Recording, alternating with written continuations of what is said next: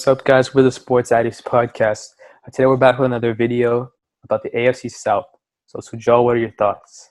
So the AFC South had two playoffs teams last year. The Titans, who had a Cinderella story, they went 9-7. They went from the 6th seed to all the way to the championship game. And then you had the Texans, who were up 24-0 against the Chiefs until they blew that lead.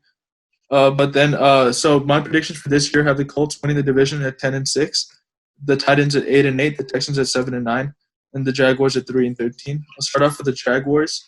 They really don't have that much talent. Sure, they had a good draft, but it'll take time for those guys to develop. And I really don't see them win. I really don't see Minshew carrying them to 5 or potentially 6 wins. You have the Texans. They had the worst trade of the offseason when they traded DeAndre Hopkins for David Johnson. Their wide receiver core is it'll be great if it's healthy, except that's a huge if. Will Fuller has barely been healthy. Brandon Cook suffers from so many concussions. However, they do have Deshaun, so I'm giving them the benefit of doubt. 7-9, they could potentially go 8-8. But I really don't. They really don't have that much talent to be a division winner or 5th seed or 6th seed. I have the Titans at 8-8. I really believe that Titans had a fluke season last year. They lost key pieces such as Gerald Casey, Jack Conklin, Logan Ryan, and I really don't think that the guys that they brought in to replace them, such as Dennis Kelly, Christian Fulton, Jeffrey Simmons is good, but I really don't think that the other two will be able to step and provide the same impact. And the Colts, they had a good offseason where they bought in Rivers from the Chargers. They bought in DeForest Buckner trade. In a trade, they drafted Pittman and Taylor, and I have them winning the division because Rivers won't have to throw the ball 50-plus times a game. He can rely on the offensive line and rushing attack. And they have one of the easiest schedules, and they have a terrible division, so I have them at 10-6. So what's your guys' thoughts about that? Yeah, so for the Colts, right, so you said Phillip doesn't have to throw the ball, right? But if Phillip doesn't have to throw the ball, then why weren't they successful last year? Because Jacoby Brissett was so hesitant to throw the ball. I can find you so many instances where he had receivers open downfield. Okay, remember T.Y. Hilton is not as a deep threat, right? When he played with Luck or any other guys who were even Matt Hasselbeck, who was willing to throw the ball downfield, he would get open, he would catch the ball. But Brissett's way too hesitant to throw the ball. And Brissett held the ball for a much longer time than Rivers did. Rivers held the ball for 2.63 seconds, while Brissett held it for much longer. And if you couple that time with that offensive line, that's really quick, short passes with a good ground-and-pound running game, with one of the best run-blocking offensive line, I think that offense is set up for success. I mean, every way that you look at it, this team is set up for success. Yeah, but then Phillip Rivers was second in normal interceptions and adjusted interception. I understand that. Okay, so about 7 of those 20 picks, like not the adjusted interception, 7 of those picks came in the fourth quarter when his team was trailing. So he had to just shows that he can't come back. That's not a good sign. Yeah, he can't come back. That's what I mean. Sign. No, but the thing is that he won't be put in that situation. He didn't have a ground game. How can the Colts all of a sudden be better than the AFC Championship Titans when the Titans replaced every single of their losses with someone? Dude, I think everyone can agree that Titans had a Cinderella story. Cinderella story is fine, but the point is they went to Baltimore and they beat the Ravens. I haven't seen the Colts do that yet, so. The Colts are not the Ravens to lead every single game and just ground and pound their way to victory. You guys are going to be. We had the 7th rushing attack, and then we added Jonathan Taylor, who had one of the greatest college football careers for a running back ever. I think that college football careers in the Big Ten is not a great accomplishment either. So okay, I don't care producing, and that just proves that he has a lot of tread on his tires too.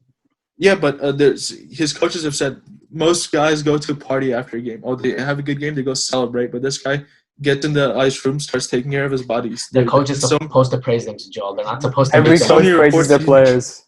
Not the coach. What do you mean? The college coaches, the scouts that interviewed him. He has mature habits. If you've ever listened to the guy talk, he's really mature. We're not talking about his maturity, Joel. We're talking about his talent.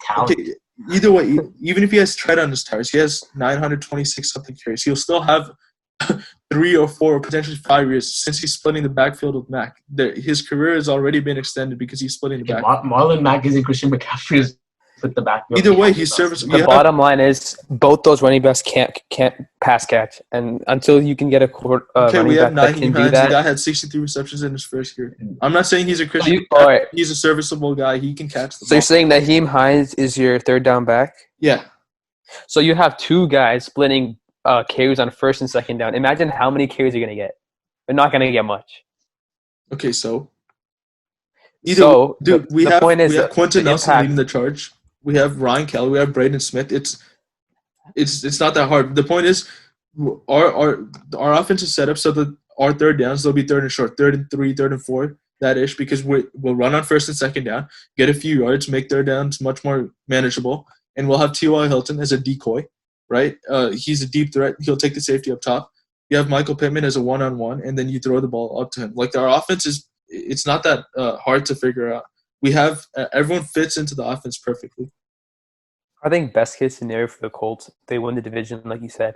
But after that, right, there's no way they're going to get past the Ravens or the Chiefs. Yeah, I'm not saying they're probably like the 4th or 5th best team in the AFC right now. All right, yeah. So you guys, the future does not look very good because after this year, what are you guys going to do? Play with Phil for another year? The plan is to sign your franchise quarterback, Jacob Eason. Okay, no, we never said that he's our franchise QB. There's still opportunity. The state of the franchise can turn in just like a second. Okay. You guys don't have a plan for the future is all I'm saying. Okay, we can debate that, but like, what are your thoughts about the other teams' records? Enough of the Colts for now. I think the Titans are going to fall back down to earth. The Tannehill deal that the Titans gave was not at all warranted. How much was he guaranteed again? He was guaranteed like a huge amount. That's what I remember. Well, yeah, whatever it was just not worth it. Anyone can have a one-hit wonder season, but even before that in Miami, they let him go for a reason.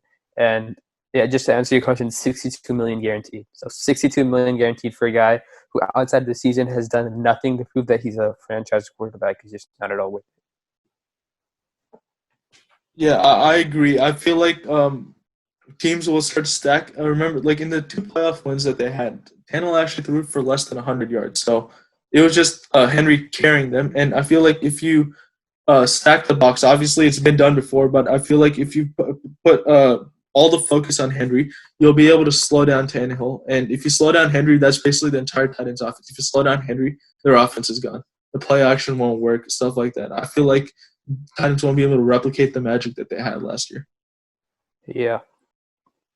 And what about the Texans and Jaguars? I think the Jaguars are going to be 2 or 3, maybe 4 wins. They have just not very much talent across the whole roster. Gardner Minshew's they say they want to try him out as a possible franchise quarterback, but we all know he's really not. He doesn't have the size. He doesn't have the arm. Doesn't have the accuracy. They're truly in tank for Trevor or tank for Justin Fields mode right now.